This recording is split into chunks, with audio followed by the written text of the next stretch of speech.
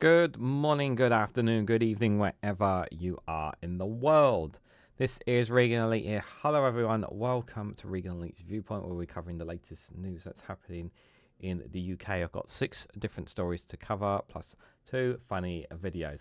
I just want to point out, just before we get going, if you hear music in the background, there is literally nothing I can do. There's some neighbors playing some Indian or Indian music or whatnot.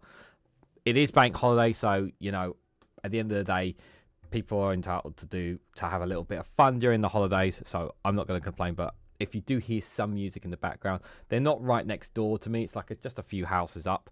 It's quite loud, the music, but the window is shut. I'd like the window open, but obviously I can't have it because I'm live streaming right now. But I just wanted to let you guys know that. I have recorded today 11, 21 videos I've recorded today, plus 1 live stream, and now today. So yeah, I've done quite a lot. I've done quite a lot of recording, guys, for you guys. So the next couple of days. So, so yeah, plenty of content, and obviously we got the show here at the moment. But yes, this is episode 111 as well.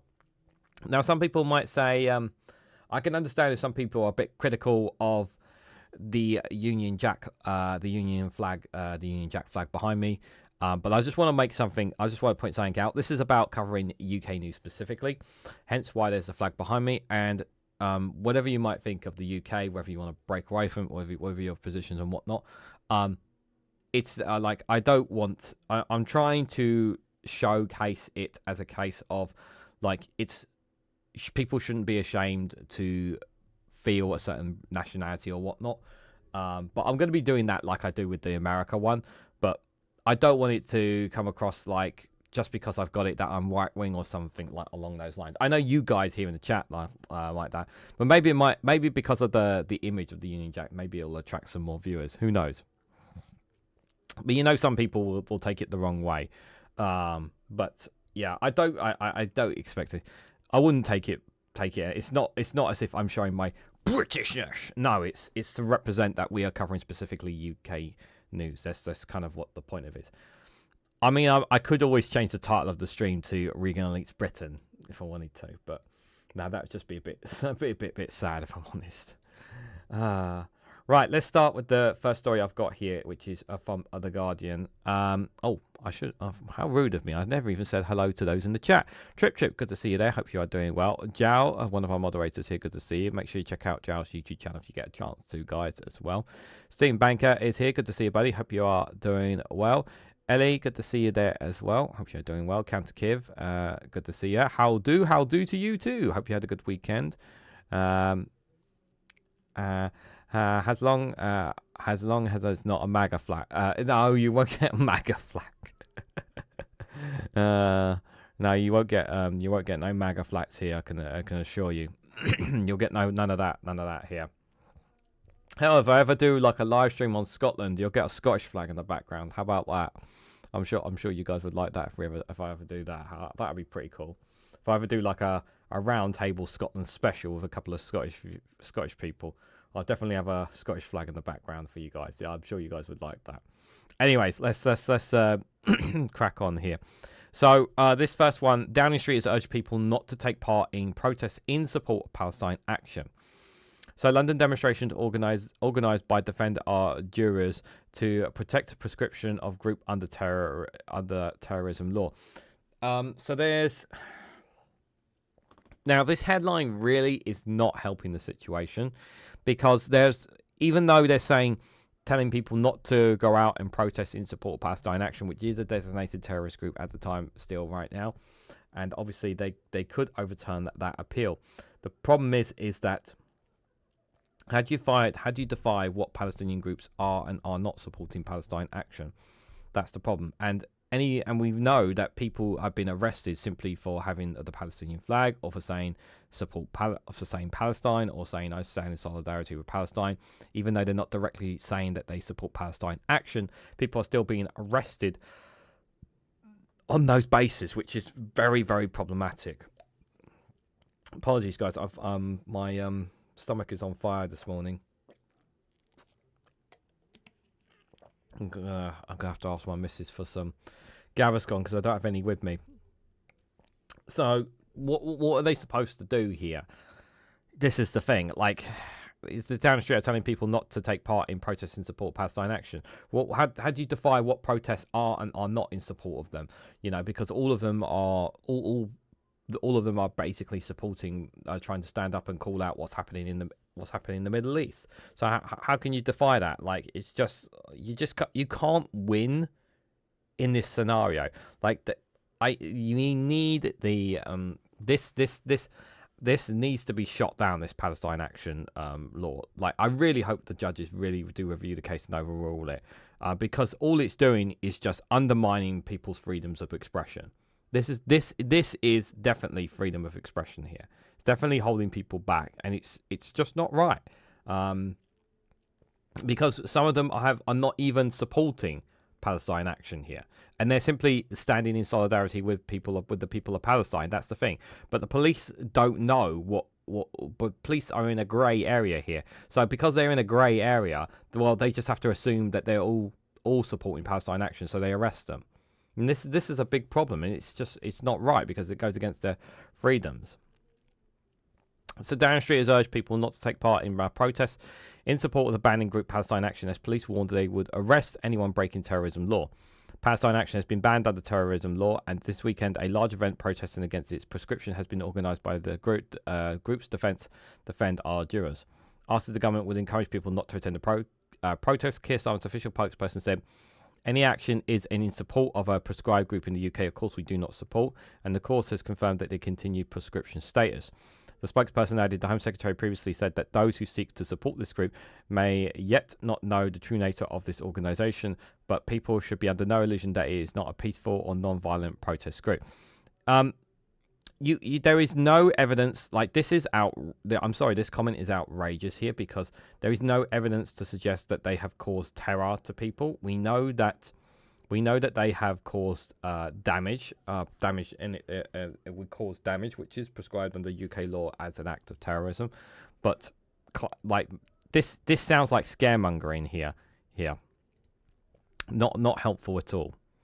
Defender Jurors is asking those to take part to hold up signs saying, "I oppose genocide. I support Palestine Action." That's asking to get arrested if you have that, which have resulted in police making arrests at other events.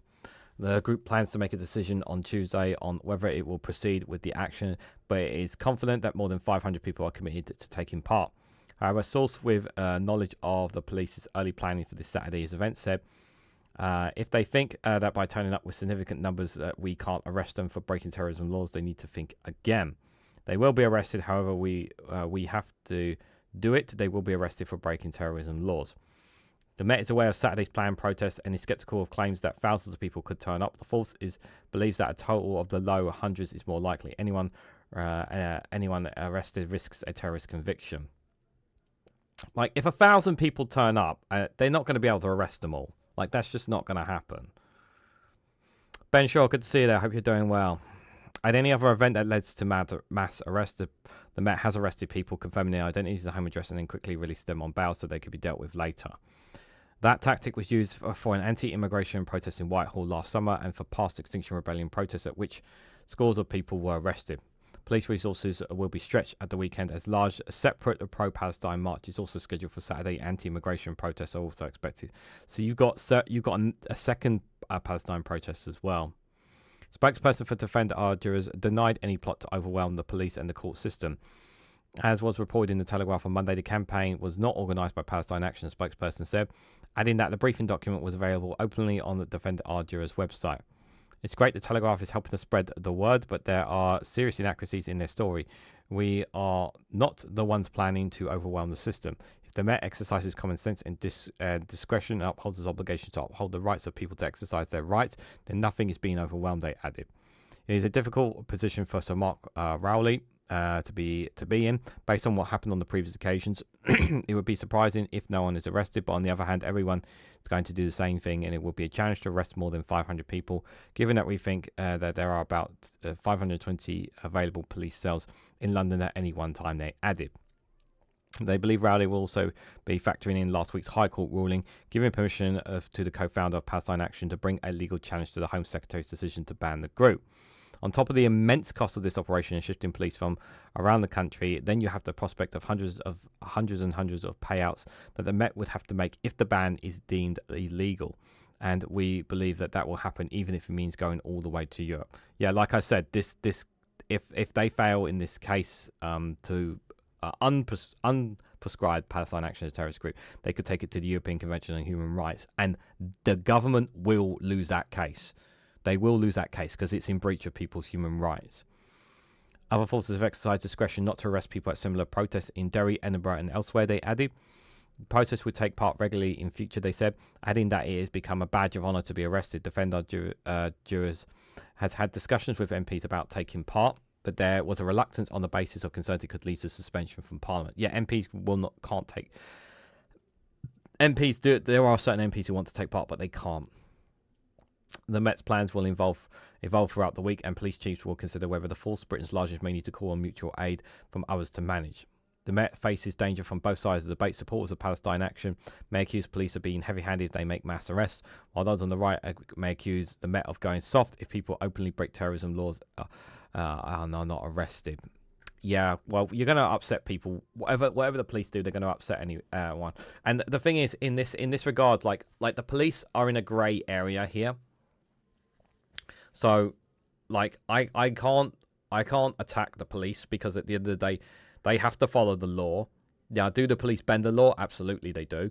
But at the end of the day, they have to follow the law. And if they're told they have to arrest these people for saying that they support Palestine Action, they have to arrest them.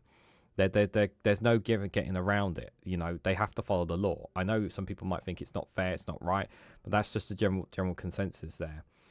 So logically, British citizens can support a country doing a genocide, but not the group protesting the genocide. Interesting, but not very democratic. Yeah, it's not. It's one organisation. That's the thing. Simon says, "Good to see you there. I hope you are doing well." And anybody else who may be looking in the chats, yeah. Yeah, in a nutshell, yes, as Kanakov, yes, yeah, it's really dystophic. Yeah, it's really unhelpful because the thing is, it undermines all other protests as well. This is the thing. But luckily, in other parts like Derry, Edinburgh, they've used a bit of common sense in other places where they've kind of just let them protest, which is good. But obviously in London, they don't want that. So it's going to be difficult to see what happens. Understandably so, I will not be taking part in the protests if anyone's curious. So, for obvious reasons.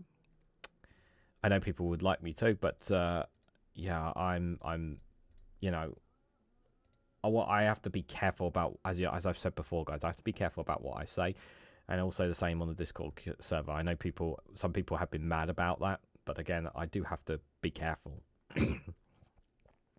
But speaking of Palestine, because we are still sticking to the topic to a certain extent, so number 10 declines to say if Palestine will be recognised with Hamas in power. So Keir Starmer has said the UK would only refrain from recognising Palestine if Israel allows more aid into Gaza, stops annexing land in the West Bank and agrees to a ceasefire, and signs up to a long-term peace process over the next 2 months. This is the most dumbest, bonkers thing that Keir Starmer has put forward. Like, it really is dumb, and I have to use the word dumb because I don't understand how this benefits the UK. I don't understand how this benefits Palestine. I don't understand how this benefits Israel. Like, you're not helping. Like, you should just recognize the Palestinian state and just say we are going to recognize them along with the rest of the nations that are standing up and agreeing doing it. Like, just stand in solidarity with your European allies on this. Like, why put these restrictions on you? I mean, I know you don't want to upset I know he doesn't want to upset his Israeli masters, but he's going to upset them either way because he's already got a lot of MPs who are angry about not recognising Palestine anyway. But they're putting this in place because they're basically saying, well, he's not gonna bend anyway, so we might as well just put these in. But it does seem really, really silly. Although in this part here, you know, will Palestine be recognized with Hamas in power? You can't kill Hamas. You can't destroy Hamas. Hamas is part of the Palestinian people. That's where it came from, and it's the history stems long before October the 7th. There's long history here. So no matter how much Netanyahu says Hamas will be destroyed, he's going to have to pretty much wipe out the whole of the Gaza Strip if he wants to do that. Like, I just can't see that. The only basic rule is in the protest. Incite civil unrest and the break of the law, says Zhao. Yeah. So the Prime Minister's spokesperson has refused 8 times to confirm whether reconciliation of Palestine could go ahead if Hamas remains in power and the hostages are not released. Hamas will not release the hostages. In this, Hamas cannot really afford to release the hostages. While I don't agree with them, obviously they are still a terrorist organization. What they did on October 7th was absolutely horrific. They can't release the hostages because if they do, it gives Israel carte blanche to destroy everything. Well, they've already destroyed everything, but it gives them the one and only bargaining chip that they have and they want to keep. Keir Starmer's spokesperson was questioned by journalists for the first time since the announcement last week that the UK will formally recognise the state in September unless Israel meets certain conditions, including abiding by a ceasefire and increase in aid. The policy has been criticised by the families of UK hostages, campaigners and some Labour MPs who argue it would reward Hamas and said it would be conditional on the release of remaining hostages. It doesn't award Hamas, which is nonsense. I don't buy that for a second. Senior Hamas politician Ghazi Hamad, speaking to Al Jazeera, said at the weekend that major nations' decision to recognise a Palestinian state is one of the fruits of October 7th. PM spokesperson on Monday said that the PM is clear is that on October 7th, Hamas committed the worst acts of terror in Israel's history. That horror has continued since then.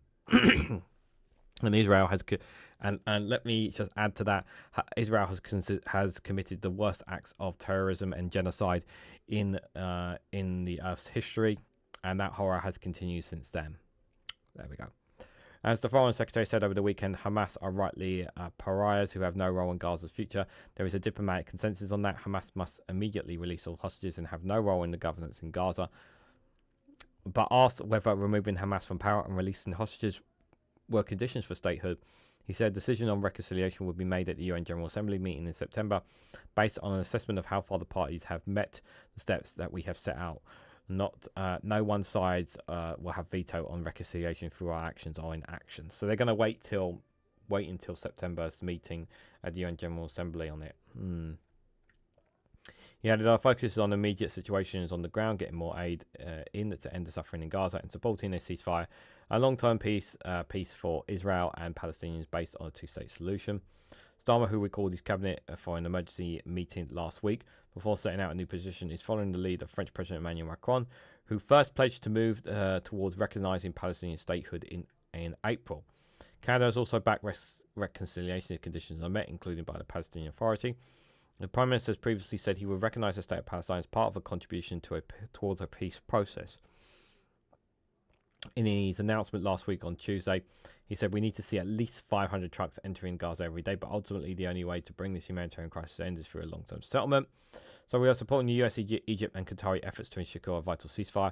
That ceasefire must be sustainable and must lead to a wider peace plan we are developing with our international partners. I've always said we'll recognise the Palestine state as a contribution to a proper peace process. At the moment of maximum impact for a two-state solution, with that solution now under threat, is the moment to act. Adam Rose, a lawyer acting for British families of hostages in Gaza, said, "Why would Hamas agree to a ceasefire if it knew that to do so would make Britain's reconciliation of Palestine less likely?" Yeah, this is the part that doesn't really make sense here. So, yeah, it's just yeah, this whole thing is just this whole part here is just I just don't get it. It's trying to kind of soften the blow to say that we are going to recognise the state of Palestine from Israel's perspective, because Israel are so mad about it all, because they really are. It would be interesting to see how much Starmer is worth since coming into power. Just saying, says Stephen Banker. Yeah, he's not very popular. I mean, apart from the Middle East, what that he's handling of it's been atrocious. But everything else in terms of on the international stage, I think he's been pretty solid. you know, he's handled Trump pretty well. But yeah, the handling in the Middle East has been nothing short of catastrophe. But and obviously on local issues has been problematic as well. He's still not popular because people aren't feeling better, unfortunately, guys. Dave McGinnis, good to see you there, my friend. Hope you are doing well. Thank you, Jao. Jao was supposed to provide a link to a YouTube channel if you guys need to, if you guys aren't a subscriber already. Sorry, my stomach's really playing up, guys. I do apologise. So the next one I've got for you guys is from The Independent here. So Reform UK announces an expert on ghosts and UFOs as the latest defection to the party.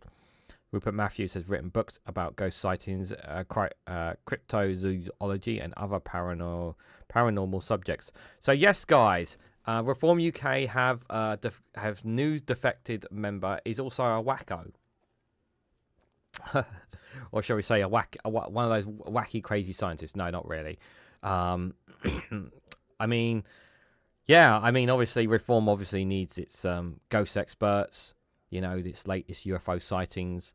You know, Nigel Farage really needs someone on these expertise. So, you know, I'm glad Reform have got an expert in these departments now. I mean, obviously, the only alien the only alien that we that we probably know of is probably Nigel Farage himself, but he's not a little green man riding in a spaceship, is he? So Reform UK has been mocked after announcing its latest defection to the party. A police and crimes commissioner who is an expert on ghosts, aliens and UFOs. Rupert Matthews, who holds the post in Leicestershire and Rutland, was introduced on Monday, having joined the party from the Conservatives. Oh, look, guys, it's another Tory. It's, once again, the Wish.com version of the Conservative Party. That is Reform UK. Breaking a 40-year membership. Before being elected in 2021, he served 2 years as a European Parliament member of the Tories. He's also written a number of books about ghost sightings, UFO, cryptozoology, and other paranormal subjects. Cryptozoology is a fuso science focusing on legendary animals such as the Sasquatch in order to evaluate the possibility of their existence. Ah, the Sasquatch. Sasquatch. Has anyone actually ever seen the Sasquatch? I have in video games, but that's about it. So Reform are going for the QAnon angle after Doge Golf. Yep. Aliens are real now. Aliens apparently are real according to Reform UK. Responding to the announcement, the Prime Minister's press secretary said their big defection is very interesting in the fanciful and the unexplained. It's no surprise he's added Reform's physical plans to that list. You gotta have a laugh, guys. Gotta have a laugh. Meanwhile, a Labour source says it's not just the ghost of Tory past that is swelling in the Reform ranks. It's the latest recruit, Rupert Matthews, peddles alien conspiracy theories and believes the removal of abortion rights overseas is a triumph for democracy. Yeah, we don't want that kind of we're not against. These guys want to take away women's rights here. They want to replicate what's been happening in America here. They want to take away women's rights. During a press conference at the party's HQ on Monday, unveiling the move, Dr. Matthews took aim at the criminal justice system, saying the dark arts of wokeness needed to be removed, as well as accusing politicians in Britain of taking aspiration from failed states from their policies. It's almost as if they looked at countries like Lebanon and Libya, policies that have led them to becoming failed states, and thought, that looks great, let's try it here in Britain, he said. The self-serving, self-entitled liberal elite who have let our country down time after time are now on notice. Their day is almost done. Be they Conservatives or Labour government, everyone knows our politicians have failed us all. They have let this country down. They have let the British people down. Enough. It's now time for reform. If people actually knew just how wacky some of these people were. He also said police officers were all too often working with one hand tied behind their back. I daily face a fight against crime. I see ordinary hard-working people burgled, robbed and mugged. Shoplifting is getting out of control. Antisocial behaviour is turning many of our town centres into apocalyptic wasteland of lawless Britain. This is... okay, look. We do have burglaries, robberies, and muggings still sadly happen in the UK. Shoplifting is getting out of hand, and that is a problem.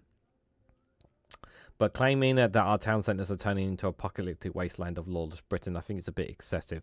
I mean, I don't know about you, but I was travelling when I was in London, like in central London yesterday. I didn't find it apocalyptic. You know, I found everyone kind of, you know, nice and everybody engaging and whatnot. You know, when I travelled back home through London, I didn't find it apocalyptic. I don't know. Have you guys seen the I don't know, the Three Horsemen from the, I don't know. Have you guys felt it's been apocalyptic in your town centre? I don't know. Maybe I don't know. It does sound a bit much, doesn't it? Reform also announced that a retired prison governor of Wormwood, Scrubs, Vanessa Frank Harris, has joined the party and would be contributing to its law and order task force. Miss Frank Harris, who joined the prison service in 1986, detailed increases in escapes, attacks on prison officers, increasing drugs, weapons, and mobile phone fines this year. Like, why do we keep digging up, like respectfully, like, why do we keep using older people? Like, don't you want to be using some more fresh lung blood? But Regan, they've got that 19-year-old counsellor in charge. Ah, yes, of course. And how's he been doing? All right, yeah. That's it. The Four Horsemen. Thank you, Simon. Yeah, the Four Horsemen. She said successive governments, Conservatives and Labour, have driven the prison service to its knees through a lack of investment, support, and unwillingness to allow people who know what they are doing to get the job done. Okay, sure. Let's be clear.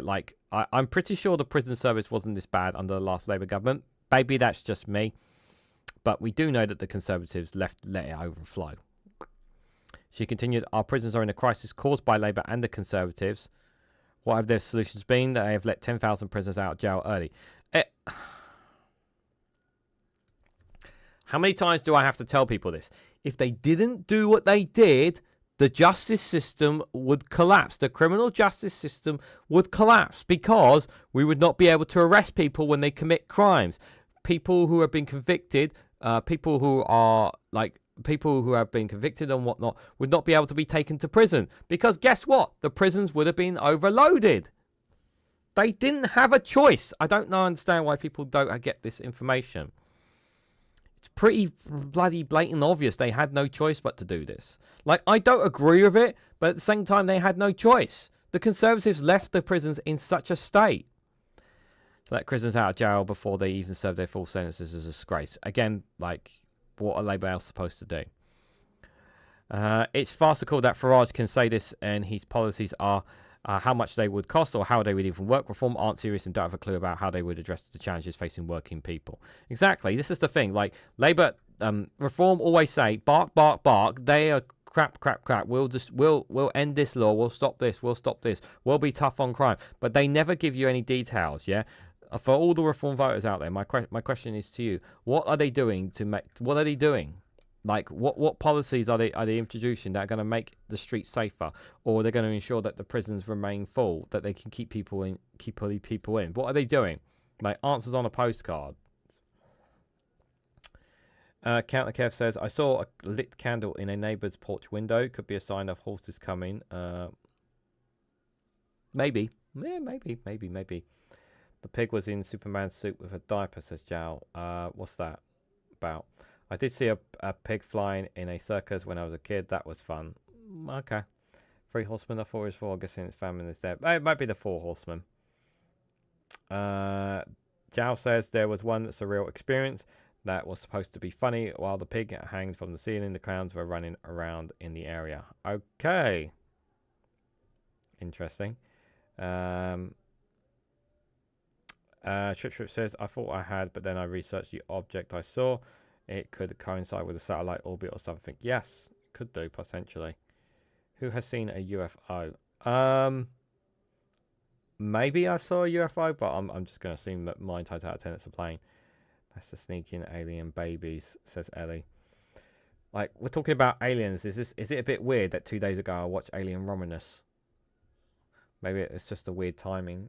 Happened to watch an alien film not too long ago. Here comes the imaginary friend specialist. Yes, the imaginary friend specialist. I'm sure he's got some wonderful names to use for them. Skin color has always been put on the front burner for the foreseeable future, says Trip. Yeah, indeed. I was the head of security for a big supermarket chain. Shoplifting reflects people's lack of funds. Poverty is rife after 15 years of shrinking public investment. This is true. Thank you so much for that, Dave McGinnis, for that £20 super chat. It's very generous of you, my friend. And thank you for the work you do on the Two Davies YouTube channel. You really do make a difference to people's lives. Both you and Dave Mulligan. For it, and of course you have the amazing community. But yeah, again, I can't stress it enough. Do check out what they do there, guys.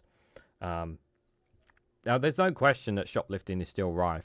I mean, obviously I spent my last several years in retail. You know, I've seen it, and at the end of the day, people need to feed themselves, and if food banks are not going to help them when they need more food, what are they supposed to do? Because people are limited, because food banks are capped on how much food they can give out, like, which is really, really annoying. And I've always said it's the cost of living crisis. The cost of living crisis is the main crux of all these issues that needs to be addressed. It's about increasing our minimum wage, but stopping bills going up, stopping our bills going up. If people can get more money into their pockets, people will be better off. But the problem is that that's not happening. You know, I keep hearing from people in the Labour Party saying, "Oh, but everyone got a pay rise." And I said, yes, everyone got a pay rise and increase in their minimum wage, but council tax went up, your electricity went up, your water bills went up, literally your broadband went up. Pretty much most of your bills went up. And so that completely counteracts your minimum wage increase. So it's literally like nothing. The status quo is nothing's really changed. I mean, some people in some jobs might have got big bonuses, maybe, but yeah.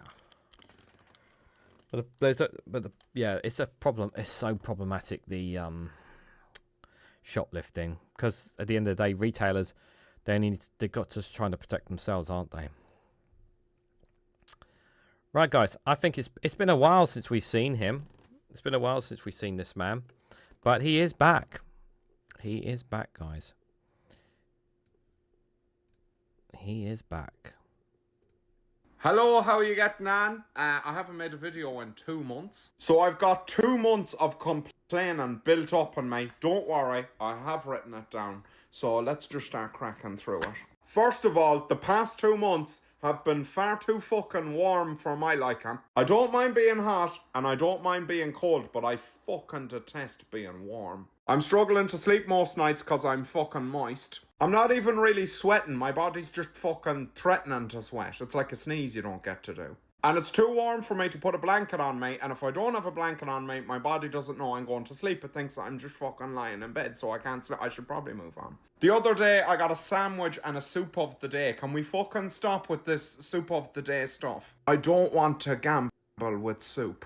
And what soup was it? Fucking tomato soup. The worst soup. Tomato soup is not a soup. It's a sauce. You're not fucking fooling me. Cunt is not a word in Scrabble. I'm fucking running out of time. Anyway, I lost a triple word because of that. Follow me. I'm delicious. There you go. You've been told, guys. You've been told. Let me just remind you again for the Scrabblers out there. It's not a valid word in the Scrabble dictionary. You have been told. Stop using it. I'm looking at you guys in the chat, you Scrabble users. So no more arguing anymore, guys. You've been told. You cannot use that word in Scrabble. I'm not hearing. Do not debate me on that. If Garron says it, and the dictionary says it's not, then you have been told. Stop using that word to weasel your way to getting points on Scrabble, guys. You've been told. Guys, just a quick reminder before we go to the next article. If you haven't already, please hit that like button, share across social media, subscribe if you haven't already. I've got plenty of content that's dropping on Patreon and Rumble over this week as well that I've recorded today. So do check them out. They'll be dropping at 12 p.m. UK time, both on Rumble and on Patreon.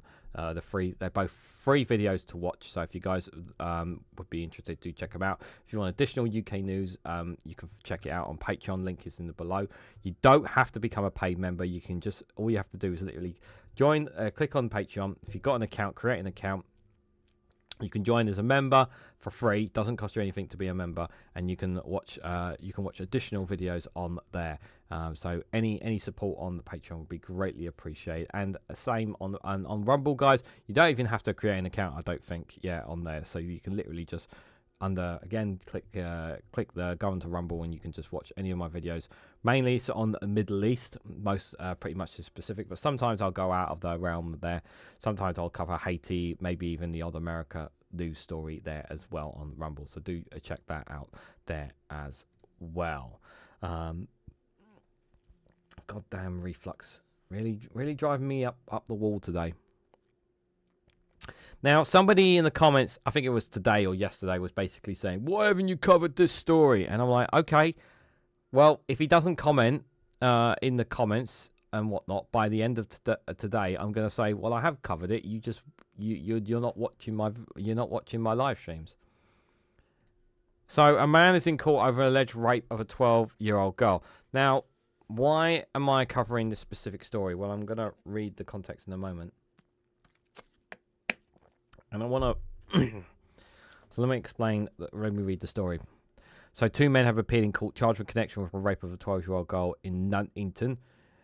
Ahmed Akabil faces 2 rape charges, while Mohammed Kabi is accused of kidnap, strangulation, and abetting the rape of a girl under 13.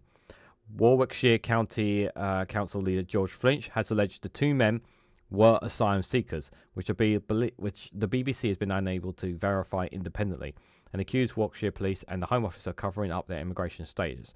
Now, this is a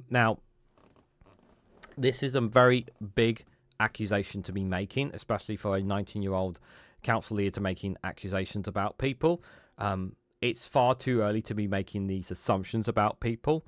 Now, obviously we can tell by the names that they're not white people. Then they're not white British, but they could be British. They could be British nationals within the UK that we don't know. Again, it's too early to say. But straight off the bat here, George is already in trying to douse the fires already on this story by making accusations without making an accusation about them, without even knowing what the case is. And this is really infuriating. And by the way, when it's white people, you don't hear as much kicking and screaming, by the way, from the mainstream media, let alone from Reform UK. Police refuse to disclose further details, saying when someone is charged with an offence, we follow national guidance. This guidance does not include sharing ethnic or immigration status, and rightfully so. The police have a job to do. So yeah, this little man needs to be quiet. In a statement to the BBC, the Home Office said, foreign nationals who commit crimes should be in no doubt that the law will be enforced and justice delivered. Excuse me, Mr. Muckhill, 23, appeared before magistrates in Coventry on the 28th of July. Mr. Kabar, also aged 23, appeared before magistrates on Saturday. The pair, both from Warwickshire Town, will appear at Warwick Crown Court on August the 26th. It has been reported, but not officially confirmed, that they are Afghan nationals. It's just got, if anyone who was in the area, to come out and there. French, who at 19 became the youngest council leader in the UK and represents Reform UK, has published a letter on his social media accounts on Sunday, addressed to Home Secretary Yvette Cooper, Chief Constable of Warwickshire Police Alex Franham-Smith, and the Chief Executive of their council, Marina Foldy. He said Ms. Foldy had told him that Ms. Kabar was an asylum seeker living in a house of multiple occupations. Okay. Residents have been very easily been able to join the dots together and conclude that these men were asylum seekers, he said.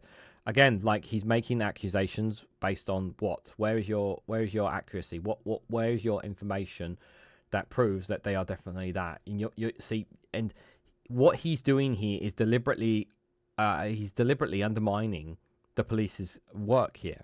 The police are supposed to be doing the job here, and you've got this kid here shouting and screaming that they're immigrants, that they're asylum seekers, when as of right now we don't actually know that. Residents of Warwickshire can see that they have not been told the full story, he said. Quote, I'm disgusted that 1 year on from the social unrest that we saw in parts of the lesson in 2024, the Home Office and the police have clearly not learned any lessons from the handling of similar incidents last year. He added, I strongly believe that the only risk of public order from this case in Warwickshire comes from the cover-up itself.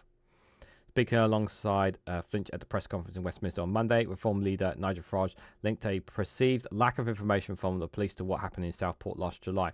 Yeah, Nigel Farage, obviously, he obviously undermined the police investigation, but he was careful. He was careful with his language and his tone here.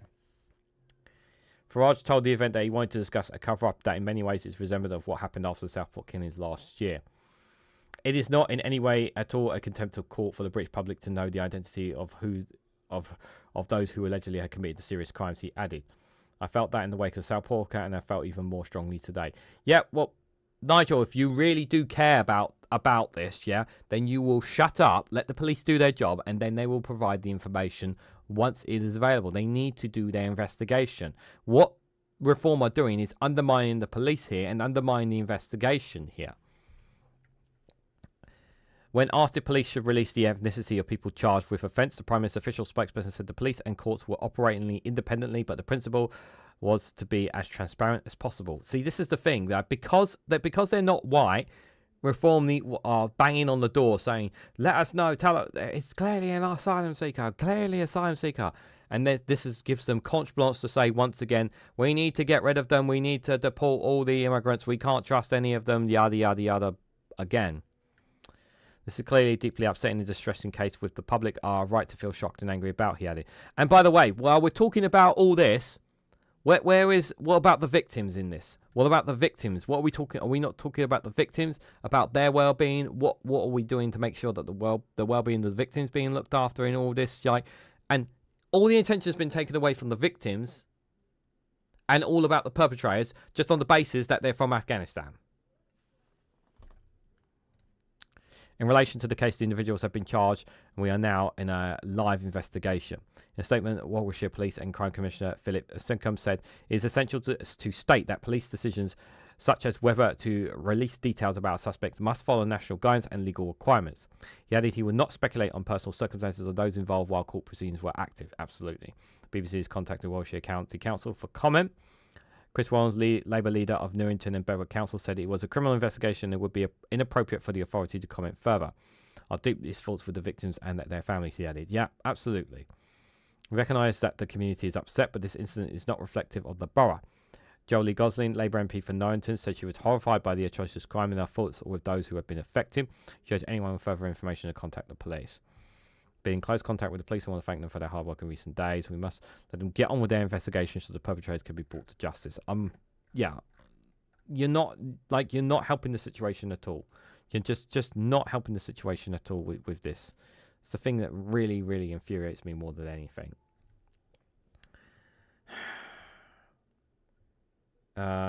This is going to tar and feather with the same brush. Racist clickbait. If there's guilty, jail, deport them and be done with it. System banker. Yeah. But the problem is that it reinforces the message from them saying, to reinforce the image that everyone who comes over on the boats, everyone who's an asylum seeker, everyone who is an immigrant, to try to brush them all as the same. This is what they're trying to do. They're trying to brush them all the same. And they're hammering that message really, really hard to people every single day, whether it's on YouTube, whether it's on their TikToks, on the right-wing media channels, the journalists and pundits. Every single day, they want to hammer down this message that anyone who is not white is a rapist or convicted felon or cannot be trusted. This is the kind of messaging that they are going to continue to hammer and hammer and hammer to people and to put people in a state of fear and scariness. It's what they're trying to do. This is what they're trying to do.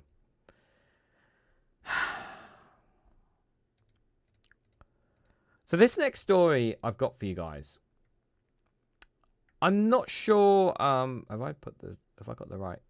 I have got the right. I'm not quite sure how to read this one. Now we saw this morning this story, but obviously we couldn't read it at the time. But I wanted to read it to you now.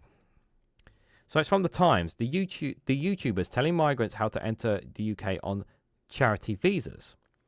Videos on TikTok also tell applicants for asylum that converting from Islam to another religion can improve their chances of getting approval. So Kevin Osley, who offers advice on the charity via visa route, calls himself the relocation content creator. This is what he's called. Now, I guess the question I have to ask is he allowed to do what he did? Is he doing? Is he breaking any laws? I don't think he is.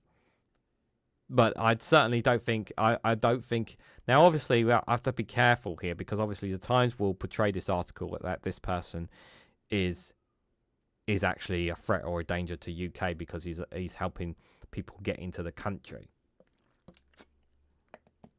But the question is he doing anything wrong? Is he doing anything illegal? And I don't think he is. But let's read this together and see how this one goes, guys. I'm generally curious.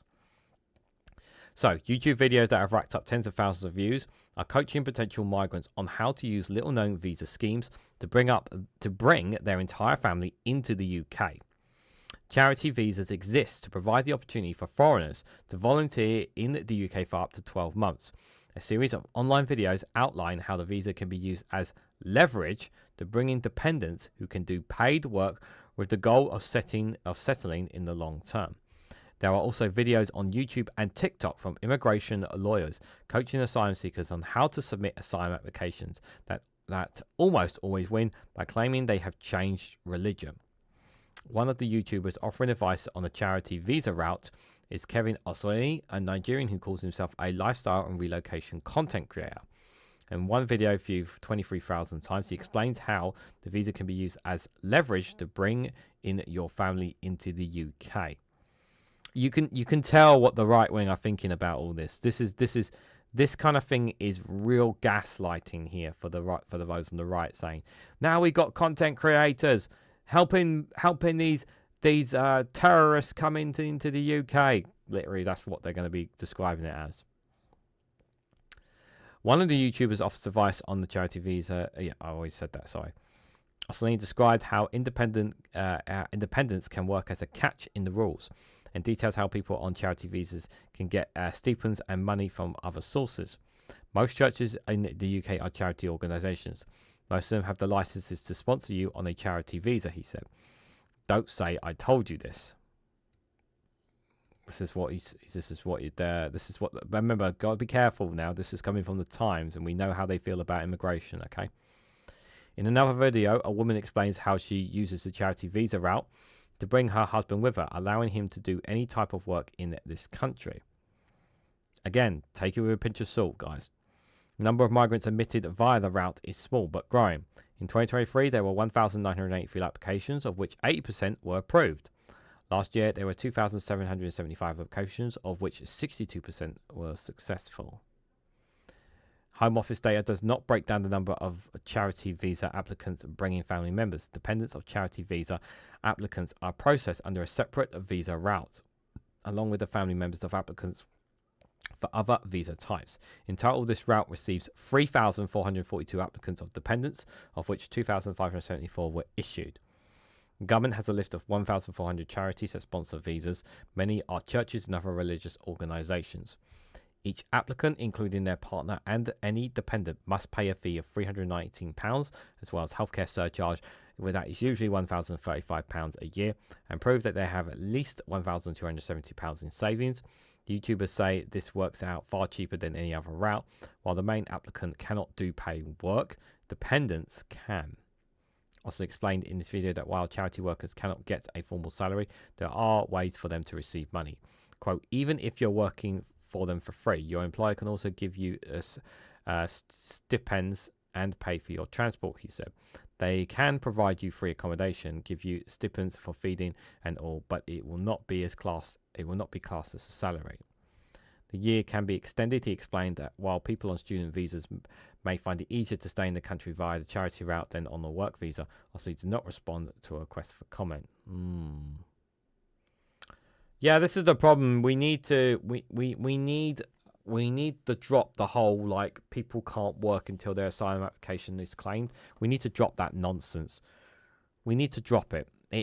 We need workers. We need workers in the UK. We need them. But the problem is that we've got this rhetoric going around that all migrants are bad. This is the problem. In a video by a woman called Toshi Esco, who has 180,000 subscribers, on her channel about life in the UK, she interviews a woman who moved her family to the UK via the charity visa route. The woman explains that while the charity visa does not allow paid employment, there are other ways to make money and work towards permanent settlement in the UK. Quote, all these charities, they pay you a stipend for feeding and transportation. Some will provide you accommodation, says the interviewee, outlining how holders of a charity visa can do 20 hours of voluntary work with organisations other than their visa sponsor. Luckily for me, as a voucher working in the nursery, I was being paid as a volunteer. You still get paid as a volunteer, so I still get paid somehow. My husband can do any type of work. He works anywhere and as many hours as possible. She explained how the visa can be used as a route towards a longer-term residency on other routes, such as the health and care visa, which was recently tightened. Now it's a bit harder, but it's still possible, she said. If you're in the UK, it's much easier to get these jobs than coming from outside. The video was made private after the Times got in contact, but Esther said the video in question featured a guest sharing her personal experience of obtaining a charity worker visa and relocating to the UK with her family. At no point did the video offer immigration advice, nor do I provide any advice on my platform. I clearly stated in that video that it was not immigration advice and that viewers should seek proper guidance from qualified professionals or official sources. The Times also found videos on TikTok from immigration lawyers coaching asylum seekers on how to submit applications that almost always win.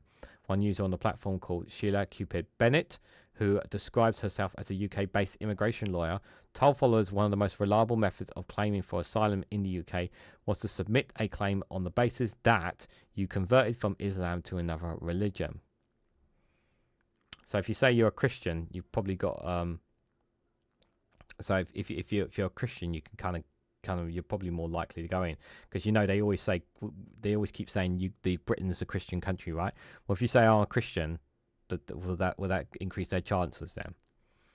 Because they definitely want more Christians in the church, don't they? In a video titled 3 Types of Asylum Claims, which with the best chance of success, she says, as long as the immigration officer believes you, believes that you are telling the truth and that you are converted from Islam to another religion, you are almost always certain to win your asylum claim.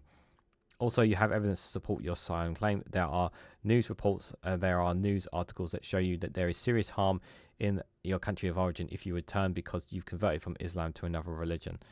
And then this then allows them to say the whole, this allows them to say, I can't go back to my country because of fear.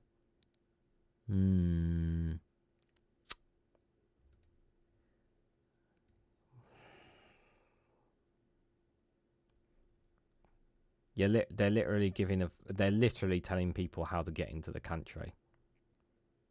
Because here's the thing, right? They can say that I can't go back to my country because I'm not Islam. I'm Christian or Buddhist or whatever. Like, I can't go back. If I go back, they'll kill me because of my religious beliefs. That's going to be their line.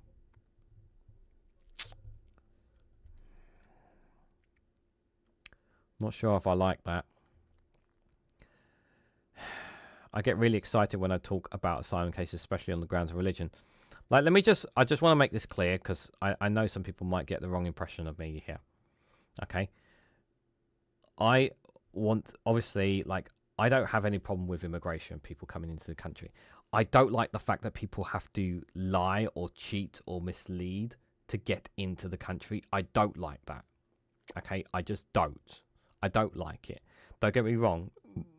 I'm all for more migration, more migrants coming into the country, because we need the workers. We need people to work. We need people to help, not just here, but Dave McGuinness has been Dave McGuinness is saying up in Scotland. Well, Jenny was saying it on last week's roundtable. Like, Scotland needs immigrants. They need immigrants to help up there, and I don't have a problem with that. What I don't like is that. I don't like that they're giving tips on how to dodge things, you know. Because here's the thing, right? This is the thing that people need to understand, right? This is why I'm very concerned about this, okay? The reason why I'm really concerned about this is that I can see people who could. I can see people, and where they are coming in, that they are either they may have had criminal past or part of gangs or whatever, and they come into the UK and they, you know, rape somebody or they burgle a home or they possibly do a murder, and they got into the country by playing this card, playing this hand here.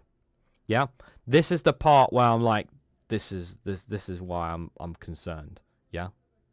Now, yes, people can argue, well, they have to do background checks and whatnot, and yes, I accept that premise as well.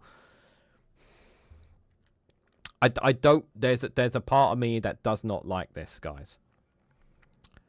So if you go ahead and click the subscribe button, click the follow button in my second video, I'll tell you about the second kind of asylum claim, so it always wins. Thank you for watching. Bye for now.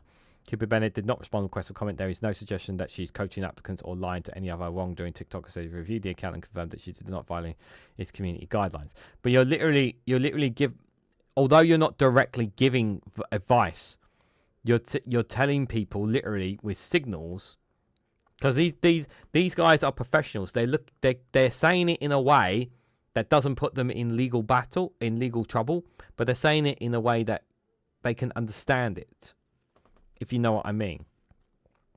It's like giving advice, but giving advice, but not directly to you, but through other means, sort of thing. Home Office spokesperson said, under our plan for change, our upcoming immigration white paper will set out comprehensive plans to restore order of broken immigration system, which includes cracking down on those who look to exploit our visa route. We keep our visa and asylum system under consistent review to ensure they are not open to exploration, which is where we detect trends which may undermine our immigration rule, and we do not hesitate to take action. A part of me feels like that what these people are doing is wrong, guys. A part of it does feel like it's wrong. They are towing their line. They are towing the line. Like, here's the thing. Like I said, like, I have no problem with more people coming in because we need them. But it's I don't like the fact that they may not be directly giving advice, but they're literally giving advice to a certain extent, guys. What do you guys honestly think? Could I ask for asylum in France or Spain because England has a reform? You could ask those YouTubers. They could help you with that, maybe. Joking, of course. I do not want to convert to anything else Catholic-like, and pagan German is enough for me, says Jow. Oh, what if I wanted to live with...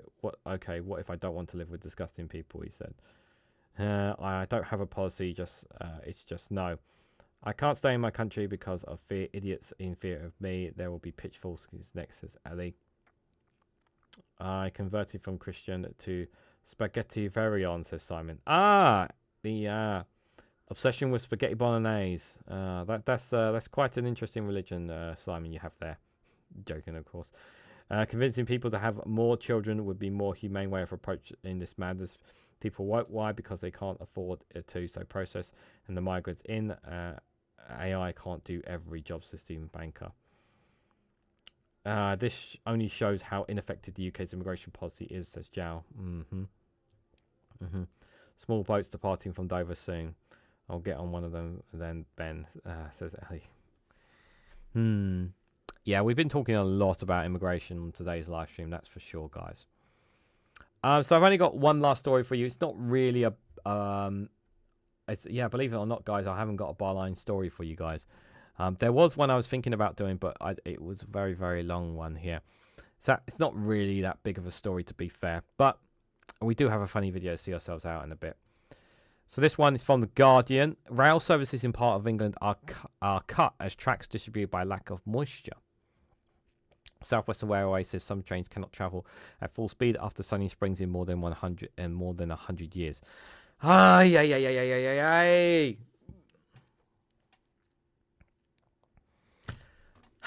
This is why we need to make our adapt more quickly. We need to adapt more so that we don't have situations like this. Now, I'm fortunate enough that I don't need to rely on Southwestern Railway, but my God, the people who do, this is a major headache for them. To be a UK citizen, you have to change your belief and faith? ? Is this a fascist state? What happened to a secular state, says Dave McGuinness. The impression that I'm getting, like I said, it's coming. The articles from the Times So, like I said, I do want to say, do take it with a pinch of salt, because obviously they will, the person behind it who writ it, they will write it in such a way to make it sound like that they are breaking the system, but they're not technically breaking the system. And like I said, I would take it with a pinch of salt that it is coming from the Times as well. With that, I don't know how true it is. I honestly don't know how true it is. It might be. What I might do, actually, I might send the article to Zoe Gardner and ask her to comment on it and see what she can. I might send it to her on Twitter, because she does follow me on Twitter. I might send it to her and see if she can have a look at it, and then give her an appropriate response. You might have already given a response on Twitter. I'll check it, because I'm pretty sure it came out today, that article. But I'll see if I can get her to respond to it. And I'll see if I'll make a note of it somewhere on that. But thank you for the £5 super chat, David. Appreciate it. I don't know if I don't know. So what, if they come in saying they're Islam or Muslim or of one of those faiths, then obviously they can't be trusted. But if they're Christian, it's okay.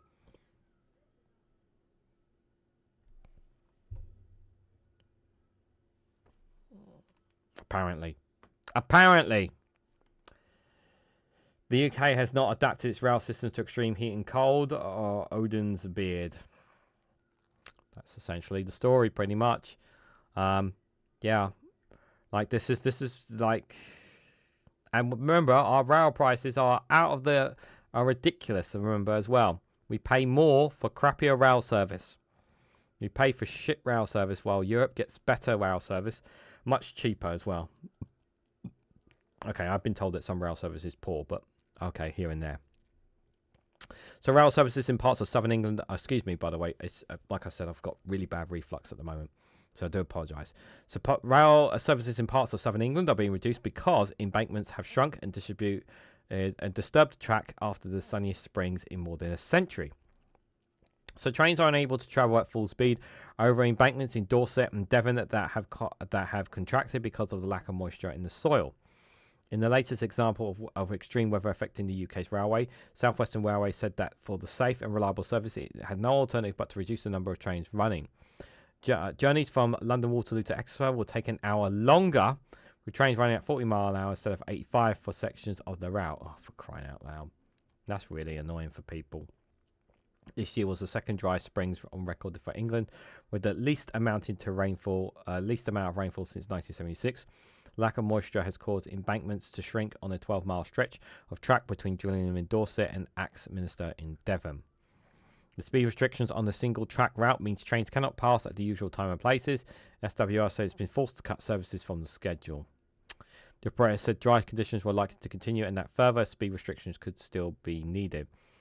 Chief operator said, "We're very sorry for the disruption caused. We're sorry. Sorry. We've not taken this decision lightly. However, we continue to operate safe and reliable service. No alternative but to reduce timetable." Now, from a health and safety point of view, it makes total sense, for them to do this. From a health and safety point of view, it's totally understandable. But what are we doing to protect our railway from the extreme heat? What are we doing? What are we doing to make sure that this doesn't happen again? Safety of our customers' number one priority. Yep, we know that. The changing climate has caused problems for the railway in recent years, including the need to improvise speed restrictions and extreme summer heat for fear of the buckling rails. Train services were meanwhile cut back in Kent last year after the wettest winters on record also affected train and embankments. Network Rail spending almost $3 billion over the period 2024-2029 to tackle the effects of climate change, having already decreased its budget to maintain earthworks in the wake of the Stonehaven disaster when heavy rain and poor drainage led to a landslip. They need to do something about it. Question: Is there any kind of rail track that can be used that won't be affected by the heat? Is that a possibility? But it's not so much the track; it's the surrounding, I suppose, is more the main issue here. They need to do something about it, guys. It's going to be a big problem, and especially as somebody that doesn't drive and relies a lot on trains, don't need this. ScotRail numbers are great in England. 4 franchises meet or better than ScotsRail. Well, I don't know if I'll get a chance to run on have a whiz on Scott Rail when I go up there later this month, but I will take your word for it, David. But also you don't really get the heat that we're getting down here south of England, to be fair as well, though, on that. But yeah, very, very frustrating indeed. So guys, we have come to the end of the show, but before we head out, we've got one last video for you guys. Some of you guys may have seen this video, some of you may not have seen this video, but it really but I'm sure some of you guys won't mind hearing this one again. It is from Larry and Paul. The UK is really cracking down on cracking one out. I think you might know what this is about. Get after them, Broken News.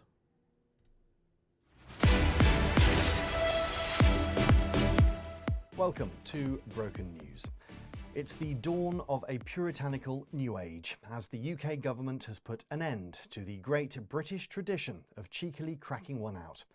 Millions across the country now have to verify their age in order to view adult content online, rendering the creamy knuckle shuffle a thing of the past. Our reporter has more. Well, Vera Lynn famously fapped for freedom atop the White Cliffs of Dover before performing for our boys. Lord Admiral Lord Nelson was renowned for buttering his parsnip furiously before a big battle, and even Her Majesty the Queen frotted herself rotten before state dinners in a greasy slick of nervous anxiety. But now, because of this document, that's all set to change. This is the government's online safety bill. Experts say it could mean the end of end-to-end encryption and the ending of befriending and tending to of bell ends from Bridgend to Enderby. Indeed, statisticians say they've already seen reductions in randy hand shandies, throwing a cheeky fiver up your own slot machine, smashing a meaty 5-iron at the lonely driving range, frothy finger food at the bushy buffet, and the traditional pokey bum tug. And it has profound implications for some of the biggest adult websites in the world, including pornhub.com, hornyboomers.ie, and hotbrownchessbiscuits.net. But there are questions over individual freedoms. Stay off Google, you guys. I know what you're thinking. Earlier, I spoke to professional grifter and ship plane crash survivor Nigel Farage. Well, look, this is a gross invasion of our civil liberties by Keir Starmer and the woke left. It's disgusting. What concerns you most? Well, look, put it this way. When I'm not neglecting my constituents or desperately seeking Donald, there are only two things that I love. Oh, and what are they? Sinking a pint of nut brown ale in a proper British pub with all of my definitely many mates. Right. And watching videos of chaps sucking off dogs. Right, and do you think the implications... Sorry, did you say sucking off dogs? Absolutely, Ian. Can I call you Ian? Well, my name's Tim. There's nothing that Nigel Farage likes better, Ian, than viewing and occasionally participating in the joyous act of munching off man's best friend. I'm at my best when I've got my leathery lips around a Labrador's lipstick length. And this online safety bill is not only an egregious overstep on the part of the state, but also seriously hampers my ability to indulge in the noble pastime of watching people, grown men, take into their willing mouths a collie's dong. I'm sorry, Mr. Farage, I think we'll have to leave that there. Back to you. Tim, thank you. Well, Broken News has just received this statement from teenage boys everywhere. It reads, "This is government overreach. We stand against mandated monitoring of user content. This bill undermines our right to private conversations, freedom of expression, and we're deeply concerned about punitive custodial sentences for the vague notion of harm. Also, we're going to go out happy slapping grannies if you don't let us have a big wank." What a lovely story. That's all from Broken News. You're up to date.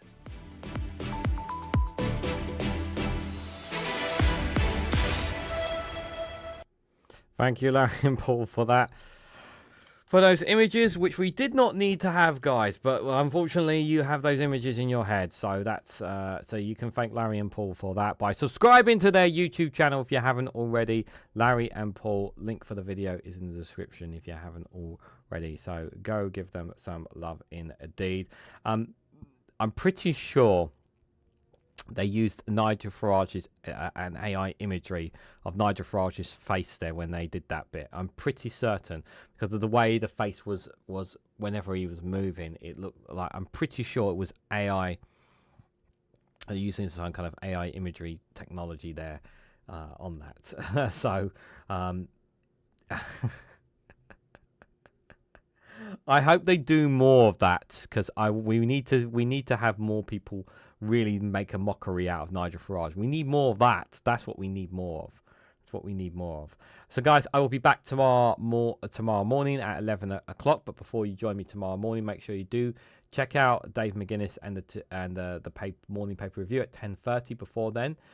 If you're up before then, if you're even up even earlier at 9 o'clock, there's the morning brew with Graham Hughes. If you can join in for that, it'd be greatly appreciated as well. And after my show later on tomorrow, I'll also have the global news. I'll be covering news from outside the UK. If you can join me for that at 6 o'clock tomorrow, that would be greatly appreciated. But thank you, Dave McGuinness, for your super chats today. I really appreciate that. Very generous of you, my friend. Thank you so much. Again, guys, do check out the Two Davies YouTube channel and the work that they do. But I am done for this evening, so enjoy the rest of your Monday evening, whatever you guys have got going on. Take care as always. I should actually showcase, of course. The gang is here, by the way. The gang is here. They are here in all their glory. Here. Blaze seems to have gone amiss. I don't know what happened to Blaze, but you can see Cookie Monster's there. Pingu is there. Ollie is there. I don't know what happened to Blaze. That is indeed a mystery we'll have to figure out. So guys, just before I go, if you haven't already, please hit that like button. Greatly appreciate it. Share this across social media so others are notified of this live stream. Subscribe if you haven't already. It really does help support the channel.